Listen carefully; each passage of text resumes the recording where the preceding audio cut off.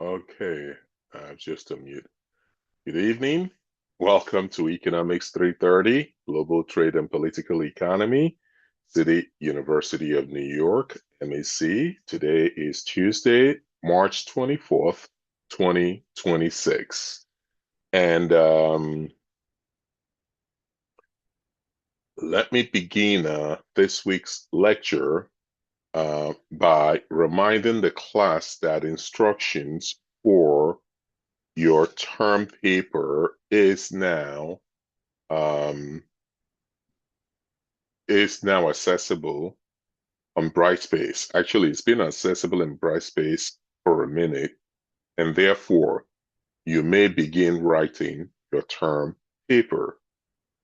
Indeed, I have also posted instructional video for the term paper on Brightspace, and this has been available since Sunday, 12:01 a.m.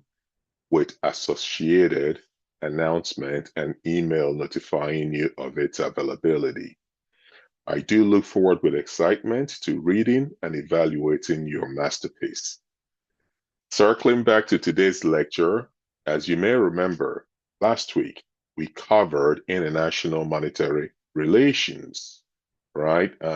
We spoke extensively about the IMF, um, and uh, and this we spoke extensively about IMF last week, and this week we will be covering global trade relations. Accordingly, we will discuss theories of trade, the evolution of multilateral and bilateral trade arrangements. Special attention would also be given to regional trade agreements.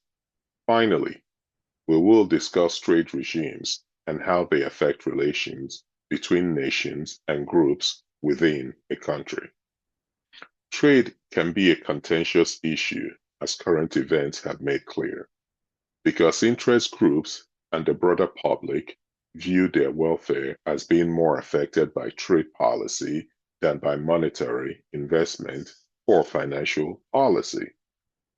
Thus, business, labor, agriculture, consumer, environmental, and cultural groups try to influence trade policies. The forces of globalization and geopolitics, as been made evident by recent events, also continue to have a major effect on trade relations.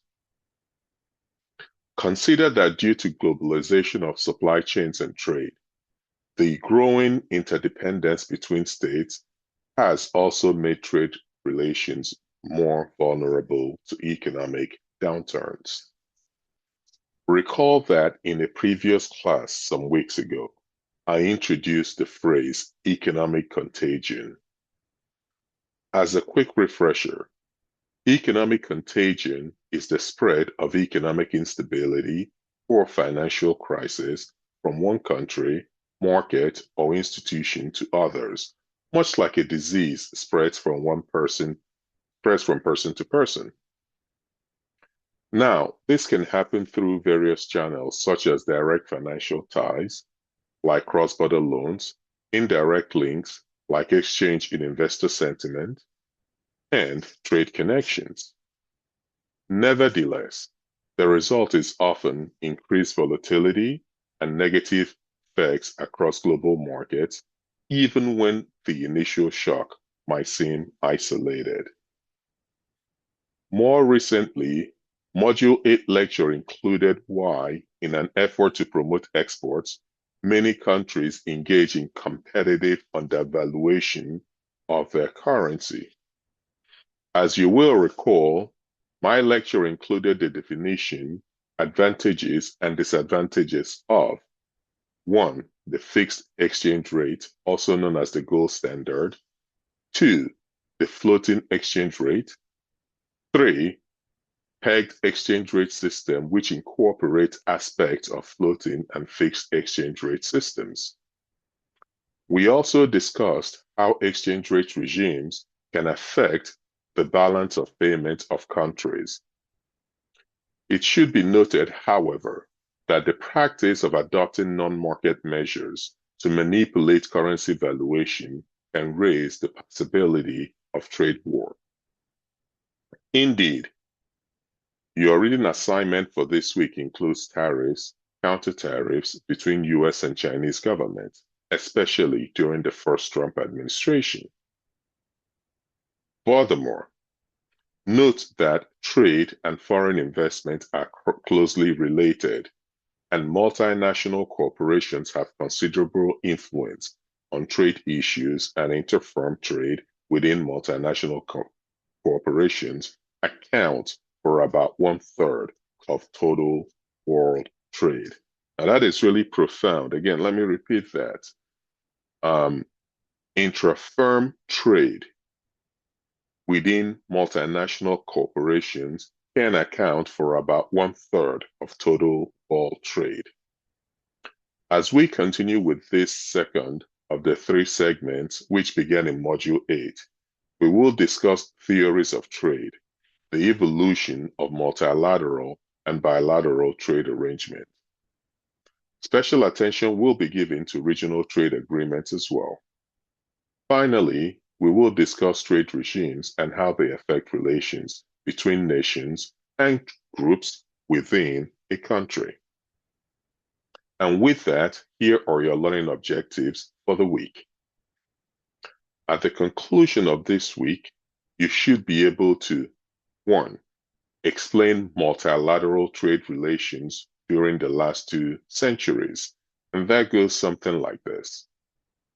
From the Silk Road to today's Belt and Road Initiative, and to the uninitiated, and I hope everybody is now initiated, Belt and Road Initiative is the signature infrastructure and trade connection initiative by the Chinese government to build roads, port infrastructure, rail links to facilitate trade globally. So from the Silk Road, and Silk Road, of course, speaks to the ancient Chinese kingdom. So from the Silk Road to today's Belt and Road Initiative, from North America Free Trade Agreement, NAFTA, to now the United States-Mexico Agreement, or USMCA, from the creation of the General Agreement on Tariffs and Trade, GATT, to the birth of the WTO, World Trade Organization, trade has played an important role in supporting economic development and promoting peaceful relations among nations. Note the distinction between WTO, World Trade Organization, and US-Mexico-Canada Trade Agreement. The World Trade Organization, WTO, is a global multilateral organization setting foundational rules for international trade among 64 members, while the United States-Mexico-Canada Agreement, or UMCA, is a regional trilateral free trade agreement, or FTA, with deeper, more specific, and binding obligations for the North American market. The UMCA acts as a WTO plus agreement, offering lower tariffs and stronger labor digital rules, whereas the WTO provides a broad global framework. So it's important I say this to explain the distinction and often conflict in ideology and implementation strategy between the WTO and regional trade frameworks or regional trade organizations such as the MCA, or ASEAN in South Asia, and CARICOM in the Caribbean, and NAFTA, African Continental Free Trade Agreement in Africa. In the weeks ahead, we will do a deeper dive on the distinctions and tensions between regional and global trade philosophies. Your second learning objective for the week is to describe the evolution of international trade organizations, such as the GATT, General Agreement on Tariffs and Trade, World Trade Organization, WTO, and regional trade associations, to which you should think of it this way. As we discussed in previous lectures, the General Agreement on Tariffs and Trade evolved into the World Trade Organization, or WTO, to include trade in services and intellectual property protection. Notably, regional trade associations such as the USMCA, ASEAN, and the European Union have forged free trade zones to from free trade zones to common markets that create economic interdependencies, and as a result, this incentivizes conflict, right? So regional trade associations such as USMCA, ASEAN, and European Union, they forge free trade zones from free trade zones to common markets. And in the weeks ahead, we will break down the distinctions and the different levels of integration between free trade zones, custom union, common market, and single market. We will get to that in the weeks ahead. So let's focus on this week.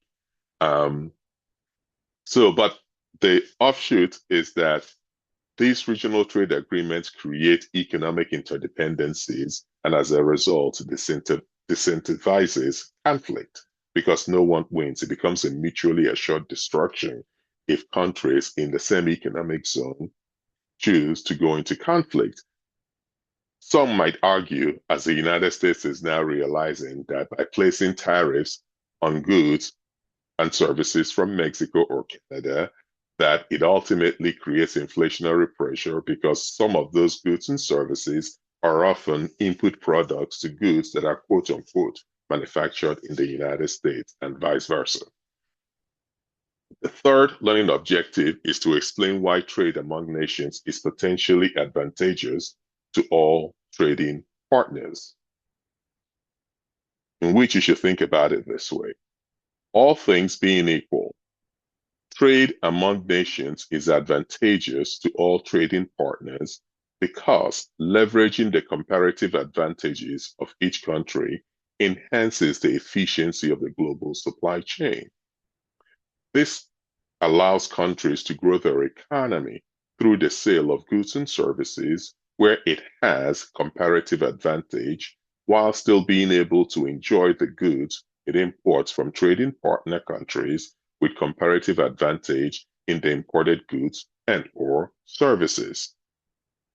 Let me quickly add that the technical terminology for this week includes absolute advantage, comparative advantage, and opportunity cost.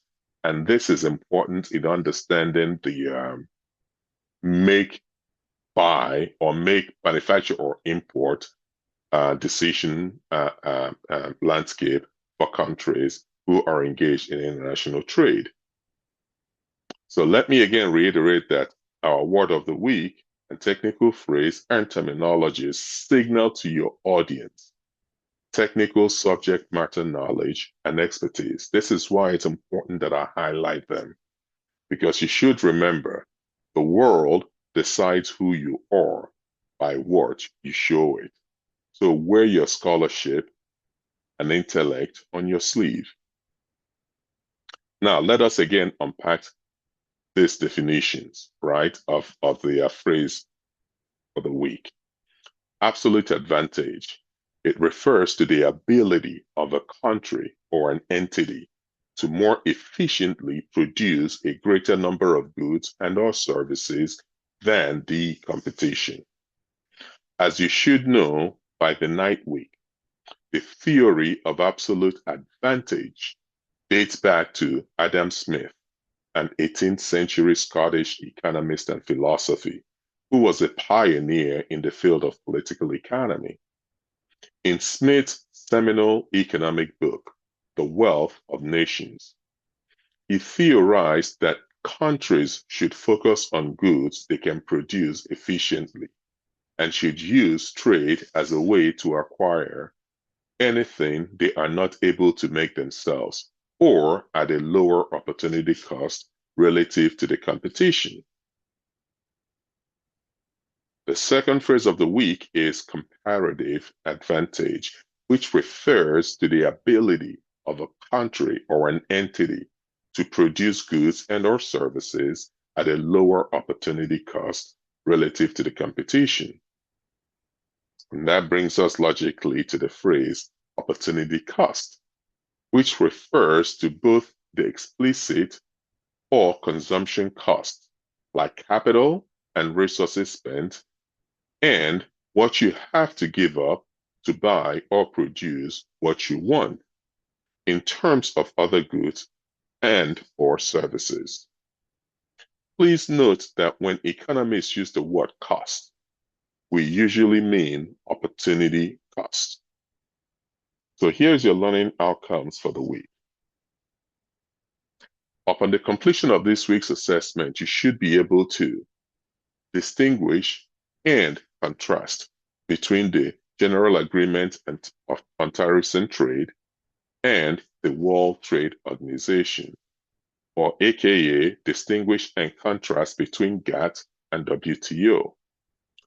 Second learning outcome for the week is to explain the intent of the North American Free Trade Agreement, or now, as is known, US-Mexico Agreement, US-Mexico-Canada Trade Agreement. The third learning outcome for the week is to be able to describe and explain the role of other regional trade agreements, such as the Association of Southeast Asian Nations, or ASEAN, and the Caribbean Community, CARICOM, and fourth learning outcome, describe and apply theories of trade, such as comparative advantage. Now, sure, some of you will be very happy to hear this. This concludes the formal lecture, but before I open the floor to questions, let me again wish the class good luck with your term paper. I look forward with excitement to reading your masterpiece and, of course, grading them. So that said, we would go back to questions and answers, and I would stop the recording so that we can move forward to that next section. Thank you.